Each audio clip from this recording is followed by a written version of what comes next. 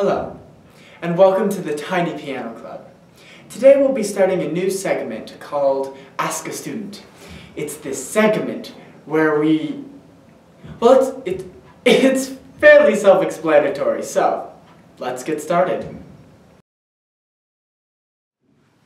I'm afraid of losing the people that I care about and being rejected, because I've gotten rejected so many times and it feels so horrible. And I just don't want to be rejected by other people. What I'm afraid of, well, I'm still afraid of monsters under the bed, which I'll just admit that up front. I don't think that ever really goes away. I'm also afraid of not fulfilling the things that I think God has given me to do. That I think that there are certain things in my life that I am supposed to do, or that I was put here to do, or however you want to put it, that there are things that God has intended me to do and that somehow I might not fulfill that. Let's see, what am I afraid of? I'm afraid of planes. I'm afraid of dying. I'm afraid of being stung. I'm afraid of being tased. I really don't like pain, so anything that involves pain. I'm afraid of my friends dying. I'm afraid of most of my friends dying. I'm afraid of getting hit by a car. I'm afraid of heights. I'm afraid of loud noises. I'm still afraid of the dark. I'm afraid of my house burning down. That would really suck. You're probably looking for a deep philosophical, what are you afraid of? In which case, I'm really afraid of not being comfortable with the way God has made me, what God has given me, just because that's really hard to deal with and hard to overcome, and hard to just have faith that God is like, yep, this is how I made you, and there's a reason for it, and it'll all work out. My 12-year-old self was a big nerd and not very cool, didn't have many friends.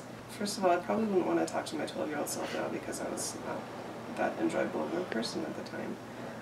If I had to speak to my 12-year-old self, I would tell myself that it only gets better, that I didn't at the time realize that I wasn't very happy and that I didn't have a whole lot of stuff that would make me happy.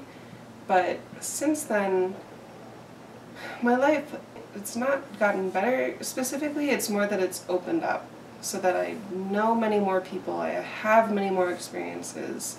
My life has expanded, and that life is going to expand, and that when you think about what your life will look like and what a happy life will look like when, 10 or 20 years down the road, that you can't even expect what to expect, that you don't even know, because my life is so much bigger now than it was when I was 12 years old. So that it's going to get better, but you don't know how it's going to until it has already happened. You saw Lindy. I also would not want to speak to my 12-year-old self. If I did speak to my 12-year-old self, however, I would probably tell him that everything is going to be okay, and don't feel like you have to hide things, because it'll just make it a whole lot more of a pain later. So be honest, be yourself, and if people don't like that, well, they can suck it up and deal with it. Advice I would give my 12-year-old self is just be who you are and not try to do what other people are doing, because it freaking sucks. When I was in middle school and in elementary school, I just tried to be like everyone else, and it just didn't work out, and I just felt really crappy about myself. And you gotta be who you are, otherwise you're not gonna be happy. College students are not idiots. They're actually really smart. They're super smart. And they're amazing people. We're all awesome. I couldn't even think of one thing that people assume college students are. So I think my answer to this is that college students aren't homogenous at all.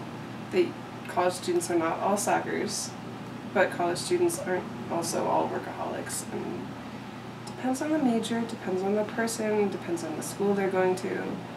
College students don't all work their way through, but college students aren't also all just hopeless gadabouts who just sit around, sometimes studying, sometimes partying.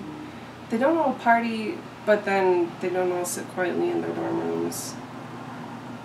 College students, you know, the college experience is so varied nowadays. It's not like it was in the 50s or 60s where, you know, you went for this number of years and it was all men and you all did this and you all took Latin and you all took Greek. Now it just depends on where you go and what you want out of it, and you can make anything out of college that you want. So honestly, college and college students are as good of a demographic expanse of like the entire American population as you can get. College students are not dinosaurs.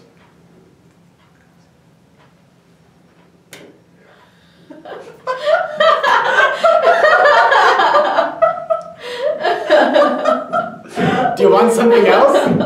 I mean, honestly, no. I honestly don't. That's No, that was a good awesome. answer. That was such a good answer. Okay. Thank you for watching Tiny Piano Club. Make sure you subscribe down here for new videos on Tuesdays and Fridays. So yeah, have a great day.